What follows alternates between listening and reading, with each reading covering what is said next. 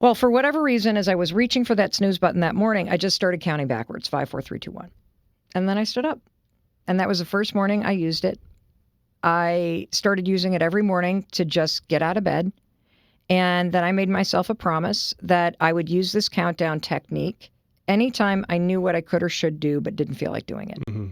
And slowly but surely, using this little count backwards technique that I started calling the 5-second rule. You got to move within 5 seconds or your brain kills your motivation to act. I won a huge award for that show. CNN called. So 3 years later, using 5, 4, 3, 2, 1, 5, 4, 3, 2, 1, 5, 4, 3, 2, 1, to not overthink the little things and just freaking do it. Yeah.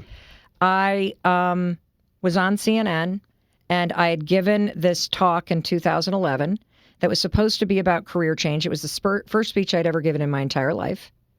And somebody put it online. It went viral.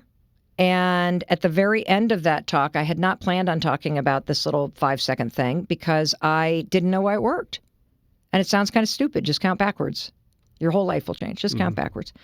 And when the talk I'm referring to is my TEDx talk. Mm-hmm. If you watch my TEDx talk, which now has like 30 million views, you're watching a 21-minute long panic attack. That is not, I have the neck rash that people get when they have anxiety or they drink too much in that thing. Yeah. I wasn't supposed to talk about the 5-second rule. I mentioned it at the very end because I forgot how to end it. I was so anxiety-ridden, Rob, in the original talk, I gave out my email address. Oh, my God.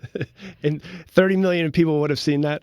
Well, I had to email them after they put it online to say, can you edit out my email address? Yeah. Because I was starting to get bombarded with emails from people around the world about this 5-second thing and how it was changing their lives. And they were using it to stay sober, to make more money, to super effective with anxiety, with OCD. We know of at least 637 people at last count that have stopped themselves from attempting suicide.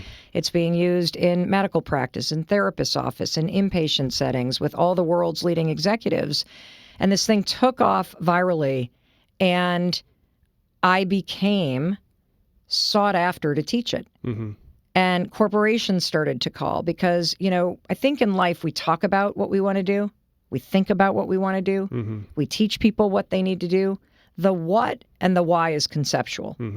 You have to know how to make yourself do it when you don't feel like it. Yeah. And that's what this is all about. So I never, ever, ever, ever, ever said, I'm going to build a brand. Yeah. The beautiful part about it, it's funny, I should have you in my book, just FYI. Oh, cool. Because the whole part is to take action. And when I was younger, I'm a big introvert, just in general, which is, it's funny that a lot of people in our industry a lot of people that put stuff online are introverts because it's easier just to put it, I don't have to be in front of anybody. I can just sit at my house and I can record something and put it out there and then I can hang out by myself for a little bit.